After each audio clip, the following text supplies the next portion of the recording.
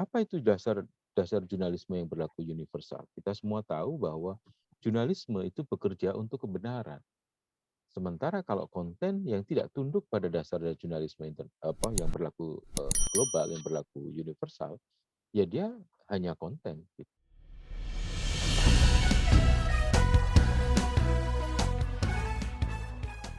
Assalamualaikum warahmatullahi wabarakatuh, sahabat perspektif baru. Kembali lagi bersama saya, Ferdi Setiawan, Mas Blangkon. Dan selama 3 menit ke depan kita akan bahas sebuah perspektif tentang berbagai fenomena yang terjadi di negeri ini. Salah satunya nanti yang kita bahas tentang media yang berhubungan dengan hal-hal yang sekarang sedang kita hangat untuk kita bahas tentang kebebasan ekspresi di masa sekarang. Dan kita nanti akan menghubungi narasumber kita, orang yang sangat qualified dalam bidang media, anggota Dewan Pers, yaitu Mas Tri Agung Kristanto. Kita akan ngobrol dan kita akan mencari perspektif tentang kebebasan ekspresi media di era saat ini setelah munculnya Undang-Undang PDP, munculnya RAKUHP, dan juga munculnya berbagai hal berhubungan dengan kebebasan berekspresi di dalam media. Mas Tri Agung Kristanto, apa kabar Mas? Sehat Mas? Sehat Mas Blangkon, Mas Ferdi. Apa kabar? Salam Mas sehat selalu. Tri pasti alhamdulillah. Mas Tri sibuk. Terima kasih atas waktunya untuk perspektif baru. Mas Tri, akhir-akhir ini kita pernah mendengar dan juga bahkan Dewan Pers sendiri sedang banyak dalam tanda petik mengalami ataupun banyak sekali dikeluhkan oleh teman-teman media tentang adanya Undang-Undang PDP dan juga RKUHP yang banyak akan mengancam kebebasan. Terkini seperti apa sih Mas kondisi dari perkembangan isu tentang Undang-Undang PDP dan juga RUU KUHP Mas? Ya, terima kasih Mas Ferdi. Kalau Undang-Undang Perlindungan Data Pribadi kan sudah menjadi undang-undang ya. Sudah menjadi Ya, betul. undang-undang nomor 27 tahun 2022 tentang perlindungan data pribadi. Kalau KUHP, rancangan perubahan terhadap Kitab Undang-Undang Hukum Pidana, Dewan Pers sudah memberikan masukan ke sejumlah fraksi di DPR. Nyaris dari 9 fraksi yang ada di DPR sudah hampir semuanya kita berikan masukan, dan juga dari pemerintahan. Dan dari reaksi yang disampaikan oleh anggota DPR umumnya adalah, atau fraksi-fraksi DPR umumnya adalah menerima masukan yang disampaikan oleh Dewan Pers, karena sesuai dengan Undang-Undang 40 tahun 1999 tentang pers, maka Dewan Pers punya kewajiban untuk menjaga, mengawal, dan melindungi kemerdekaan pers di Indonesia bersama dengan masyarakat tentu saja, khususnya masyarakat pers di Indonesia. Nah, bagaimana perkembangan RUU KUHP? Tentu saja sekarang ada bolanya ada di pemerintah dan di DPR. Karena Dewan Pers kan bukan lembaga yang ikut serta membahas sebuah rancangan undang-undang. Dewan Pers bersama dengan masyarakat yang lain tentu saja akan memberikan masukan-masukan yang signifikan, sehingga sebuah rancangan undang-undang nanti akan menjadi undang-undang sesuai dengan kebutuhan masyarakat dan sesuai dengan harapan masyarakat. Itu yang kita jaga. Tentu Dewan Pers kembali lagi tidak bisa bekerja sendiri, karena sebagai bagian dari masyarakat madani, maka harus bersama-sama dengan lembaga-lembaga yang lain, termasuk juga komunitas pers, untuk terutama menjaga pembahasan rancangan undang-undang KUHP ini untuk bisa sesuai dengan harapan. Itu Mas Blangkon, kira-kira. Mas Tri, kemarin kan salah satu masukan, salah satu yang dilakukan oleh lembaga pers dan juga asosiasi lembaga pers yang tergabung di Dewan Pers itu sendiri kan tentang ancaman kebebasan mengeluarkan pendapat di dalam dunia jurnalistik. Berarti itu semua sekarang sudah memberikan masukan kepada ranah DPR dan pemerintah Dewan Persnya, Mas ya? Sudah diberikan, dan sejumlah fraksi memberikan tanggapan yang sangat baik, dan tentu saja mereka juga berharap Dewan Pers ikut mengawal. Dalam beberapa pertemuan juga Dewan Pers diundang oleh fraksi-fraksi di DPR untuk memberikan masukan-masukan lebih detail lagi terkait dengan kebebasan berekspresi ini. Kenapa? Karena undang-undang secara logika dan secara legal tidak boleh bertentangan dengan undang-undang dasar atau konstitusi. Betul. Dan di Undang-Undang Dasar 1945 jelas sekali bahwa kita punya hak untuk menyampaikan pendapat, menyampaikan sikap maupun hak-hak yang lain, yang tentu ada di pasal 28. Kalau kita baca, begitu banyak hak asasi manusia, betul. termasuk juga kebebasan berekspresi yang dijamin oleh konstitusi. Jadi sekali lagi Mas Ferdi, catatannya adalah tidak boleh undang-undang itu bertentangan dengan konstitusi, karena kita juga punya Mahkamah Konstitusi yang akan mengadili bagaimana sebuah undang-undang kalau dianggap bertentangan atau tidak sejalan dengan konstitusi. Jadi kalaupun dalam sebuah undang-undang termasuk KUHP nantinya kalau kemudian direvisi dan kemudian tidak sesuai dengan harapan di publik, tentu publik masih bisa mengujinya melalui mekanisme uji materi di Mahkamah Konstitusi. Mas Tri, sekarang yang menjadi perubahan ataupun yang menjadi tolak ukur bagi lembaga pers sendiri-sendiri seperti apa sih Mas Tri?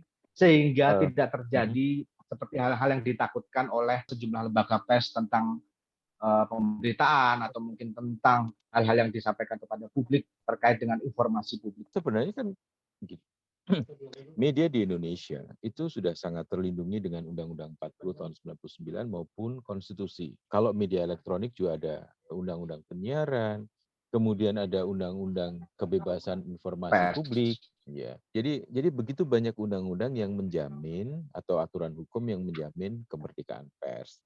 Selain Undang-Undang 40 tahun 1999. Persoalannya jadi apakah masyarakat pers sendiri itu cukup percaya diri dengan kemampuannya, Hmm. dengan kompetensinya untuk melaksanakan yang namanya kemerdekaan pers itu sendiri. Seringkali kita Hmm. menemukan persoalannya ada di sana, Mas Ferdi. Betul, betul, betul, Dan betul. Hmm. banyak sekali harus diakui, kalau kita bicara tentang pers, maka kita bicara tentang wartawan atau jurnalis, harus diakui banyak sekali wartawan-wartawan kita atau jurnalis kita yang standar kompetensinya belum memenuhi apa yang ditetapkan oleh Undang-Undang 49 tahun 99 yang kemudian diterjemahkan menjadi salah satunya menjadi Dewan Pers, pembentukan Dewan Pers, dan Dewan Pers bersama dengan komunitas pers di Indonesia pada tahun 2010 sudah menetapkan yang namanya standar kompetensi wartawan. Sudah menetapkan standar perusahaan pers di Indonesia. Ini semua yang mestinya juga kemudian dijalankan.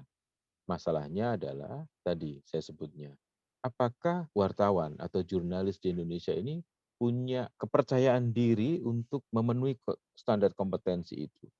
Apakah Hmm. orang-orang yang mendirikan, yang disebut Ya. dalam tanda petik perusahaan pers itu, punya kepercayaan diri memenuhi standar yang disepakati bersama itu? Tidak banyak yang kemudian bisa Hmm. memenuhi itu, tetapi begitu banyak orang yang kemudian menyatakan diri sebagai pers, menyatakan diri sebagai wartawan, menyatakan diri sebagai jurnalis, padahal boleh Hmm. dikatakan mereka adalah Ya. sebenarnya menjadi konten kreator. Kalau konten kreator kan tidak Hmm. diwadahi oleh Undang-Undang 40 tahun 1999. Sementara Betul, wartawan betul. itu diwadahi dari situ. Jadi ini yang menjadi tantangan kita bersama, siapapun Hmm. yang sekarang menyatakan diri sebagai Lembaga pers. pers, betul, betul. Kalau Berarti itu undang-undangnya menjadi sangat sebuah menjamin, Mas. autokritik, Mas ya? Mhm. Ya, sekarang ini banyak sekali, harus diakui saya menyebutnya banyak sekali orang mendirikan sebuah lembaga atau institusi yang disebut sebagai pers bukan karena idealisme, tetapi lebih karena melihat opportunity, lebih melihat peluang. Oh, dengan gampang sekali dapat duit dari yang namanya Google AdSense misalnya. Sehingga kemudian larilah bikin bikin yang disebut sebagai media gitu. Oh, gampang sekali mendapatkan uang dari iklan-iklan yang ada di YouTube misalnya. Kemudian bikinlah konten yang dilewatkan oleh melalui media sosial. Jadi hal-hal semacam ini saya sebutnya, padahal pada masa lalu bukan hanya di Indonesia, lembaga pers itu didirikan karena basisnya idealisme. Hari ini banyak orang mendirikan lembaga yang seolah-olah pers basisnya karena melihat opportunity. Nah, ini yang akan kemudian makin membuat situasi tidak mudah, terutama di Indonesia dalam konteks menegakkan kemerdekaan pers, menegakkan kebenaran karena pers bekerja untuk kebenaran, menegakkan hak-hak publik karena pers itu bekerja untuk publik, dan membangun kesadaran dan mencerahkan masyarakat. Karena pers sesungguhnya Hmm. punya fungsi yang tidak mudah, dia harus mencerahkan kehidupan masyarakat. Itu, Mas. Ferdi. Nah, berarti bisa dikatakan memang sekarang autokritik itu berada di lembaga pers dan juga teman-teman dari jurnalis itu, Mas Ria. Karena mereka sebenarnya mengaku-ngaku sebagai seorang jurnalis, tapi memang belum tersertifikasi lewat Dewan Pers. Nah, sejauh ini apa upaya yang dilakukan oleh Dewan Pers, Mas Ria, untuk Eh, optimalisasi sertifikasi dan juga memberikan pengetahuan? Setiap tahun Dewan Pers menyelenggarakan uji kompetensi yang didukung oleh negara, didukung oleh APBN. Dan itu kembali lagi bukan kembali ke Dewan Pers, tetapi dikembalikan betul-betul kepada konstituen, kepada masyarakat pers. Tahun ini, Mas Ferdi, misalnya kita ditargetkan sesuai dengan target dari APBN adalah meluluskan 1.700 wartawan atau jurnalis lolos Wow. di uji kompetensi. Hasilnya adalah sampai dengan akhir September kemarin, awal Oktober gitu, kita sudah bisa meluluskan 1.902 wartawan yang atau jurnalis yang lolos uji kompetensi. Artinya kita sudah bisa melampaui target. Itu artinya apa? Membacanya adalah bukan sekedar memenuhi target, tetapi begitu banyak orang yang berprofesi sebagai wartawan atau jurnalis ingin menaikkan kompetensinya. Sehingga ini yang Ya. kemudian harus diwadahi. Kemudian juga banyak juga yang organisasi yang memberikan kesempatan kepada anggotanya, misalnya ICTI, PWI, AJI, PFI, Pewarta Foto, itu organisasi yang kemudian juga mengadakan uji kompetensi untuk anggotanya sendiri. Ada juga lembaga-lembaga uji yang lain. Dan itu semua menunjukkan bahwa minat masyarakat, khususnya mereka yang berprofesi menjadi wartawan atau jurnalis, untuk menaikkan kompetensi sangat tinggi. Nah, tantangan buat Oke. kita adalah bagaimana kemudian ini bisa diwadahi dengan baik, tetapi juga menghasilkan wartawan atau jurnalis dengan kompetensi yang baik. Jangan sampai kemudian hanya sekedar ingin bekerja, karena menjadi wartawan itu salah satunya ya orang hanya ingin bekerja gitu, punya status ini, dan kemudian banyak juga dalam tanda petik lembaga atau perusahaan yang kemudian tidak memberikan kesejahteraan yang baik, mereka dilepas gitu untuk hidup nyari nyari nyari hidupnya sendirilah gitu. Bahkan bisa Ya. mendatangkan penghasilan untuk Ya. perusahaannya. Hal-hal semacam ini yang menjadi tantangan kita bersama, saya kira bukan hanya Dewan Pers, tapi masyarakat pers di Indonesia untuk bersama-sama membenahi, Mas. Oke, Mas Tri, tadi saya menarik Mhm, tentang pertanyaan sebelum saya sampaikan munculnya media-media baru, new media ya. yang tidak bisa dimungkiri memang banyak sekali, Mas Tri. Bahkan di era Mhm, konvergensi seperti ini banyak sekali bermunculan mhm. media-media baru yang mengatasnamakan media, kata Mas Tri tadi. Bagaimana Mas Tri menjaga itu agar mereka tetap sadar dengan adanya kode etik jurnalis, adanya undang-undang yang mengatur itu, sehingga tidak terpeleset media jurnalis menggunakan media konvergensi media baru dan tidak memenuhi kriteria dari seorang jurnalis gitu. Mas Ferdi, di seluruh dunia hari ini sebenarnya kita agak susah mendikotomikan antara media arus utama yang kita kenal sebagai media cetak, media elektronik, radio, televisi, kemudian media online, dan media-media baru yang salah satunya adalah media sosial, bahkan media percakapan. Ya. Kenapa? Karena nyaris semua media arus utama mereka mengembangkan platformnya juga di media sosial. Dan media Betul. sosial juga menjadi platform baru dari media. Tahun 2013 misalnya Al Jazeera mengembangkan dirinya, mengembangkan, mendistribusikan konten-kontennya, berita-beritanya, Kontennya. bahkan berita-beritanya juga melalui platform Facebook yang namanya AJ+. Jadi hampir semuanya media-media sekarang masuk ke ranah media baru yang namanya media sosial dan sebagainya. Sepanjang media itu atau produknya itu taat kepada kode etik jurnalistik, taat kepada hukum-hukum dasar jurnalisme yang berlaku universal, dan taat kepada Undang-Undang 40 tahun 1999 tentang pers, mereka adalah produk jurnalistik. Tetapi meskipun itu Hmm. bentuknya adalah media cetak, media tetap media elektronik, tetapi ketika dia tidak menerapkan kode etik jurnalistik, tidak menerapkan Undang-Undang 40 tahun 1999 dan standar dari jurnalisme yang berlaku seluruh dunia, menurut saya itu bukan produk jurnalistik. Jadi literasi tentang mana produk jurnalistik dan mana yang itu konten saja, itu memang harus kemudian terus dilakukan kepada masyarakat. Dalam konteks ini, Mas Ferdi, ada dua sebenarnya yang harus saya sampaikan. Ada namanya konten dan ada namanya produk jurnalistik, ya, atau berita kalau Hmm. secara gampang kita sebutnya begitu.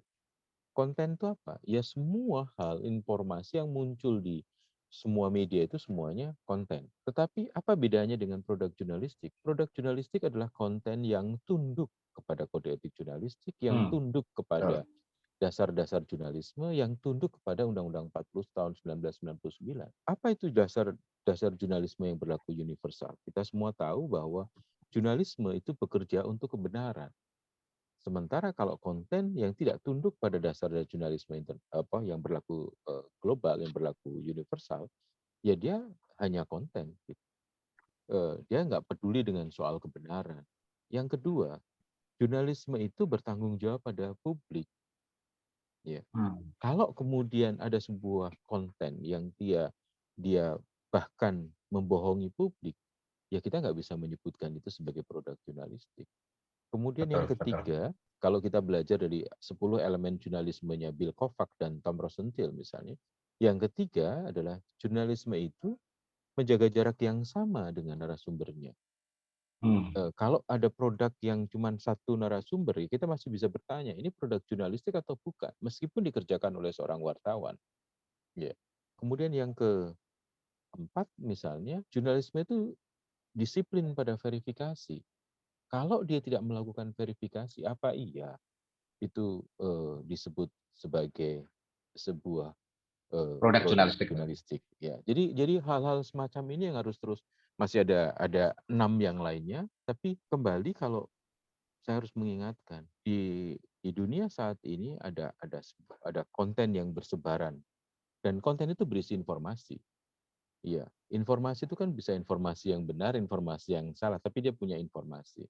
Dan kemudian ada konten yang berbasiskan jurnalistik, yaitu konten-konten yang kemudian mengacu pada dasar-dasar jurnalisme yang berlaku universal. Dia kalau di Indonesia tentu saja mengikuti kode etik jurnalistik dan kemudian sesuai dengan Undang-Undang 40 tahun 1999. Ini masih menjadi tantangan kita bersama, Mas Ferdi, untuk Betul, mewujudkan itu betul. semua. Dan Begitu. kenyataannya memang banyak sekali media-media mainstream yang justru mengambil bahan atau sumber dari media-media sosial gitu, Mas Tri. Itu yang menjadi tantangan juga bagi Betul, lembaga pers, betul. Mas Tri. Betul, itu menurut saya sih mengambil dari media sosial tidak masalah, ketika kemudian dia mengikutinya itu kemudian sesuai dengan standar jurnalisme yang baik. Artinya, yang apa di media sosial itu hanya menjadi sumber saja, kemudian dia melakukan konfirmasi kepada yang bersangkutan, dia menguji kebenarannya, kemudian melengkapi dengan datanya, dan dia menggunakan standar-standar jurnalisme yang sesungguhnya.